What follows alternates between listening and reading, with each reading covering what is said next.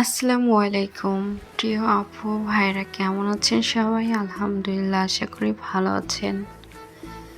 আজকে আপনাদের সাথে অনেক মজাদার একটি রেসিপি নিয়ে চলে আসলাম। না দেখলে অবশ্যই কিন্তু মিস করবেন। আর এতদিন এটার জন্য খুবই দুঃখিত ছিলাম। আর এক হচ্ছে বাসাতে মেহমানও ছিল, এই জন্য আর কি ভিডিও ছাড়তে পারিনি, আর কারো ভিডিও দেখতেও পারিনি। তাই সরি, স্কিপ না করে সবাই যদি আমার ভিডিওটা দেখেন অবশ্যই সুন্দর একটি গঠনমূলক কমেন্ট করে যাবেন। অবশ্যই আমি আপনাদের ভিডিও দেখে দেব।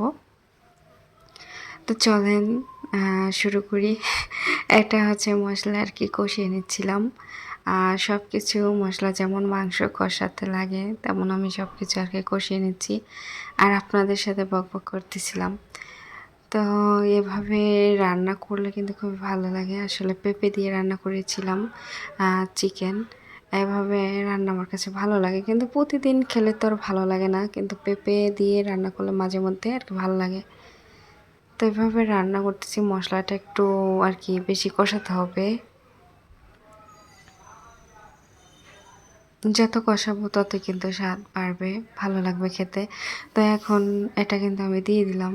এখানে কিছু আর কি মুরগির মাংসও আছে, চামড়া আছে, হাত পা আর কি হাড্ডি কেটে দিয়ে রান্না করতেছিলাম পেঁপে দিয়ে।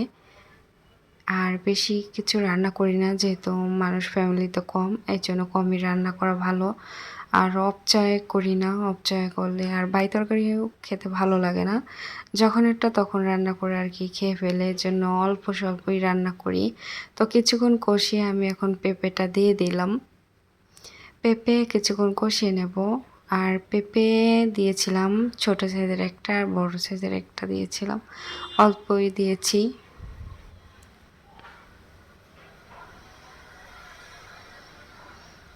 এখন পেঁপেও কিছুক্ষণ কষিয়ে নেব। একটু ধইনা পাতা দিয়ে দিলাম। ধইনা পাতা ফ্লেভারটা আসলে দিলে কি ভালো লাগে, এজন্য আমি একটু ধইনা পাতাও দিয়ে দিলাম।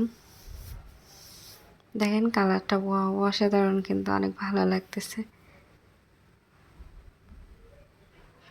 নতুন হয়ে থাকলে আমার চ্যানেলটা সাবস্ক্রাইব করে পাশে থাকবেন।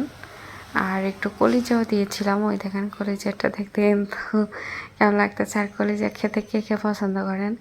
আমি বেশি পছন্দ করি না, কিন্তু কলিজা যদি তেলে ভাজে ওইটা খেতে আমার কাছে ভালো লাগে। রান্না করলে আমি ওটা পছন্দ করি না বেশি। তো যাই হোক, কষানো হয়ে গেছে। এখন আর কি পানি দিয়ে দিলাম পরিমাণ মতন, যেন পেঁপেটা সেদ্ধ হয় ও অমনভাবে আর কতটুকু পানি দিয়েছি, হালকা অল্প আর কি ঝোল ঝোল করবো।